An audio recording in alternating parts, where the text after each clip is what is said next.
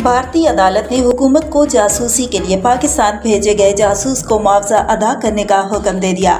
भारतीय supreme court ने हुकूमत को पाकिस्तान में जासूसी की गर्ज से भेजे जाने शहरी को 10 लाख रुपए मुआवजा अदा करने का हुक्म दिया है। बरतानवी नशरियाती इदारे की रिपोर्ट के मुताबिक भारतीय सुप्रीम कोर्ट ने हुकूमत को एक ऐसे शख्स को 10 लाख रुपए मुआवजा अदा करने का हुक्म दिया है जिनका दावा था कि उन्हें 1970 की दहाई में भारत की एक खुफिया एजेंसी ने जासूसी की गर्ज से पाकिस्तान भेजा था, जहां वो पकड़ा गया और उसे जासूसी के इल्जाम में 14 साल कैद की सजा सुनाई गई। अदालत की जानिब से किसी शख्स को मुआवजा देने का हुक्म यकीनन अपनी नौइयत का मुनफरिद वाक़या है।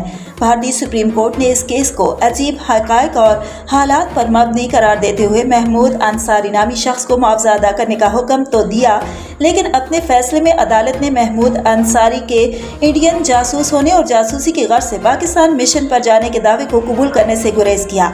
इस केस की समाअत के दौरान सुप्रीम कोर्ट में हुकूमत की नुमाइंदगी करते हुए additional solicitor general ASG Vikramjit होनरजी ने इस बात पर जोर दिया कि इंडियन हुकूमत का अंसारी से कोई लेना देना नहीं।